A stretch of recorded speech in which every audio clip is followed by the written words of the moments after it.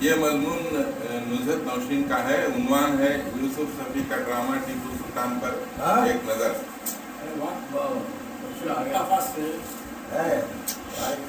دنیائے اردو ادب میں یوسف صفی کا نام قطعی تعارف کا محتاج نہیں.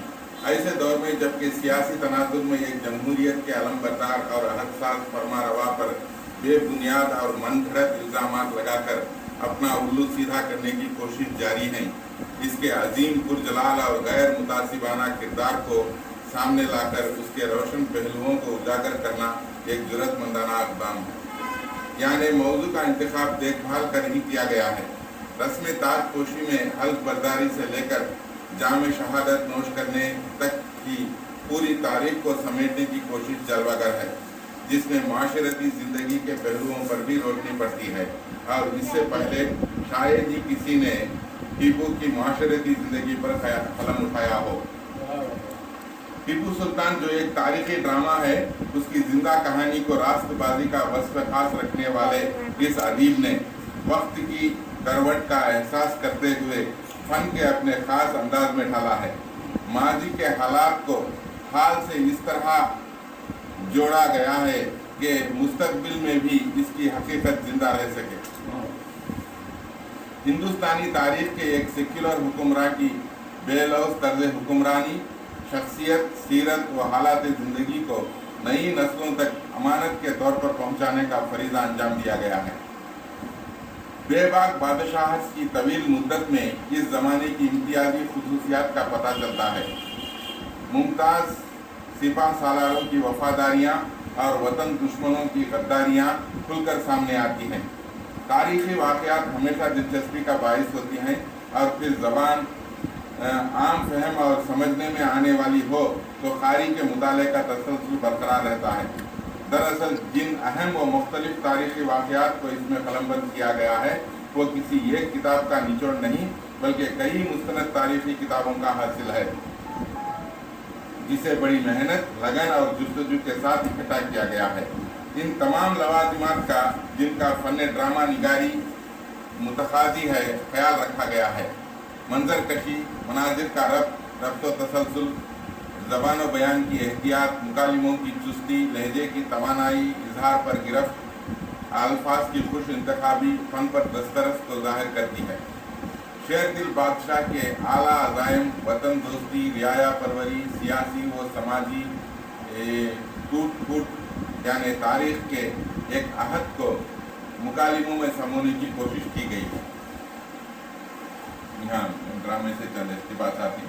سلطان بھرے دربار میں ہمیں اپنے ہم وطنوں کے حقوق کا تحفظ عزیز ہے، ہم انگریزوں کے ارادوں کو کامیاب ہونے نہیں دیں گے. پھر سلطان لالا مہتاب رائے سے خدا ترس لوگوں کی داد رسی میں کمی نہ آنے پائے. اسی طرح سلطان لالا مہتاب رائے سے شکر آچاریہ جی کی خدمت میں کثیر نذرانے اور تحفے روانہ کیے جائیں، دیوی شاردا مائی مندر کی دیکھ بھال میں کوئی کمی نہ رہ جائے. شاہ کمال الدین گرم کنڈا کے صوفی بزرگ کی خدمت میں یہ گزارش کی جائے کہ وہ دارالسلطنت کی جانب عزم سفر فرمائیں تو سلطان کو بہت خوشی ہوگی.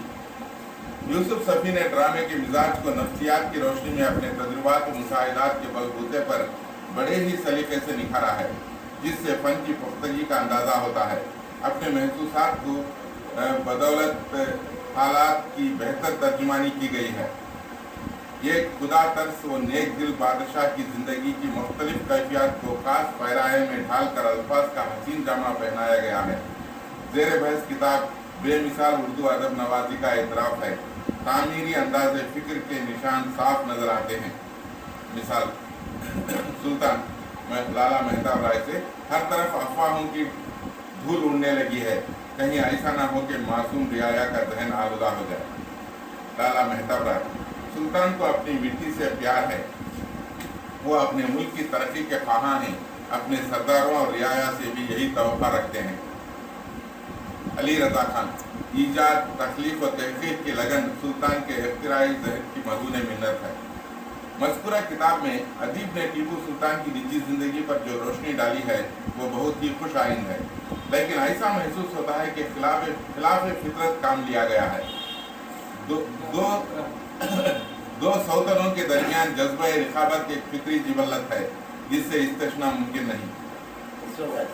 सौत लाना गोया पहली औरत को जिंदा दरगोर करने के मुताबिक है। सौत औरत के लिए गले की हड्डी होती है जो ना निगलने बनती है ना उगलने। हर चीज का बंटवारा हो सकता है लेकिन रिफाकतों का नहीं। दो सौतनों का हमरा सहेलियां होना बैरस ख्यास है। रोशन सुल्ताना और रखैया बानू में जो यगानिगत का जज्बा आकार फरमा रखा गया है वो खिलाफ फितरी कानून नजर आता है।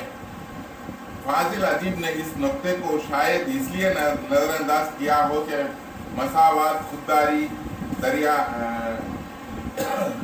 एहसान के जज्बे के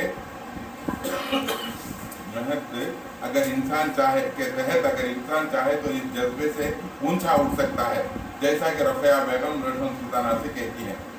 रखैया बेगम, हम पर एहसान का बोझ न डालें, यह हक आप ही का है, अपना हक हम पर कुर्बान न करें। रखैया बेगम, मलिका ज़मानी मादरे सुल्तान हमसे नाराज हो जाएंगी, हमें कांटों में ना घसीटें। शायद आपके ख्याल में जरूरी नहीं कि रिखाबत रिश्तों के दरमियान हर जगह और हर दौर में हायल हो, लेकिन इंसानी जिबल्लतों से मुफिर मुमकिन नहीं। मुमकिन कब है? तारीख भी इसकी शाहिद है, खासकर ऐसे हालात में जबकि ये ताल्लुक एक ही छत के नीचे पड़ रहा हो, मामले बजाय सुलझने के मजीद संजीदा हो जाते हैं। सिंफ नाजुक कोई भी एक शरीका हयात की दूसरी बीवी के पास अपना फर्ज गर्दान कर मुस्कुराते हुए खुशखबरी की तरह मखसूस खबर नहीं ले जाती। रोशन सुल्तान मुस्कुराती हुई रखैया की आंखों में देखती है। मिलते मसरत सुनाने आए हैं, आज सुल्तान आपके मेहमान रहेंगे। रेशम का दोशाला तोहफे के तौर पर अपने हाथों से अपनी सौतन के कंधों पर कोई भी देवी खुशी नहीं डालती और ना ही सुंदर से कशीदा इत्र मलकर खुश दिली का इजहार करती है। रोशन सुल्ताना अपने साथ लाया हुआ संदोकचा खोलती हैं और श्रीमती दोशाला निकालकर रखैया बानू के कंधों पर डालती है। ये तोहफा है आपके लिए हमारी जानिब से। रोशन सुल्ताना संदूकचे से एक छोटी सी शीशी निकालकर खोलती हैं और फिर रखैया बेगम के कांधों पर इत्र मलती है। सुंदर से कशीदा इत्र है, हरम के लिए खास एहतिमाम से तैयार किया है। कैसा है? चूंकि आप शायर भी हैं, आपका खास वक्त यह है कि हर ड्रामे की तरह मस्कुरा ड्रामे में भी शायरी की झलक देखने को मिलती है, जिससे कारी लुत्फ अंदोज होता हुआ मुताले के सफर तय करता है। ये अलग बात है कि आपका मिजाज फन्ने ड्रामा निगारी से ज्यादा मुनासिबत रखता है, लेकिन शायरी का दामन भी आपने हाथ से जाने नहीं दिया। सिंफ नाजुक हमेशा से आरज़ूमंद रही है कि उसका हुस्न सराहा जाए, हर तरफ उसके चर्चे हों। गैर औरत के जमाल को अपनी खूबसूरती जो भी है इस पर तरजीह देना उसे यह कांट नहीं पाता। अगर इत्तेफाकन मुकाबिल हुस्न को सराहने की मुर्तकिब हो जाए तो उसके सामने कोई मसलिहत दरपेश होती है, जबकि यहाँ पर तो दो सौतनों के दरमियान इस तरह के मुकालिमे रखे गए हैं जो अजीब तासुर पेश करते हैं। रखैया बेगम चौंक कर आंखें खोलती हैं, रोशन सुल्ताना को देखते ही मसनद से उठती हैं। जीनत जमानी रोशन सुल्ताना बेगम, 14वीं का चांद हमारे आसमान पर। रोशन सुल्ताना मसनद पर बैठकर रखैया बानू को अपने बराबर बिठाती हैं। महल सरा में एक ही चांद है और वो चांद आप बानू। रखैया बेगम हम तो चांद का उतारा है, असली चांद तो आप ही हैं। हुस्न व इश्क की पुरलुत्फ गुफ्तगू के दौरान दूसरी औरत का तस्करा कबाब में हड्डी के मुताबिक है, जबकि रखैया बेगम दुनिया से गुजर चुकी होती हैं। रोशन सुल्ताना मुस्कुराकर दिलनवाजी के अंदाज में, हमें बताएं सरकार किन यादों की जावेदानी चाहते हैं? सुल्तान प्यार भरे लहजे में, वो पहली नजर, इधर हैरत और तहसीन का आलम और उधर शर्म। रोशन सुल्ताना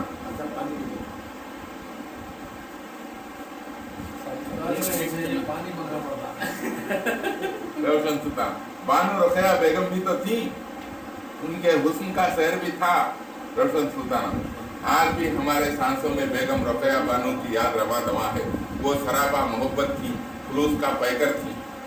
लम्हे आखिर में टिप्पू सुल्तान के लबों पर जो अल्फाज थे, शेर की एक रोज़ा जिंदगी गीदड़ की 100 साला जिंदगी से बेहतर है। मादर सल्तनत मलिका ज़मानी फ़ख्रुन्निसा फातिमा बेगम की सही तालीम और तरबियत और नेक परवरिश की अक्कासी करते हैं। शेर दिल माओं ने हमेशा शेर दिल बेटों को जन्म दिया है। ममता को बालाए ताश रखकर जंग की घड़ी में अपने नूरे नज़र की हिम्मत अफजाई करना बहुत बढ़िया और लायक तहसीन बात है, जिसे खूबसूरत मुकालिमों का जामा पहनाया गया है। मलिका ज़मानी, खुदा तरस लोगों की दुआएं सूखे को हरा कर देती हैं। यह वक्त इम्तिहान का है, ख्याल रहे सुल्तान का हौसला मुतज़लज़ल ना होने पाए। सुल्तान फखरिया लहजे में, आपका फर्जंद तूफानों का पला है, कभी अपने हौसले को आलूदा न होने देगा, इत्मीनान रखें। मलिका ज़मानी, हमें नाज है कि हमने शेर दिल सुल्तान को जन्म दिया है। काबिल फख्र शहजादों का जिक्र सरसरी तौर पर किया गया है। जब शहजादे दुश्मन के पास यरगलमाल रखे जाते हैं तो रवानगी के वक्त बुलंद अज़ाइम रखने वाले बहादुर शहजादों की तड़प और जज्बात को मुख्तसर सा भी बयान कर दिया जाता तो दरमियान में शायद तशनगी का एहसास न जागता। बहरहाल उसूल और ज़वाबित का पूरा ख्याल रखते हुए पसपर्दा खिदमत और इस्लाहात को रोशनी में लाने की कोशिश लायक तहसीन है। ये किताब ड्रामा निगारी के सरमाए में गिरा कदर इजाफे की हैसियत रखती है। उम्मीद है कि फ़आल तबीयत के मालिक सफ़ी साहब आगे भी अपनी मौसर काविशों से दुनियाई उर्दू अदब के वक़ार को मज़ीद निखार बख्शने में अपना किरदार अदा करते रहेंगे।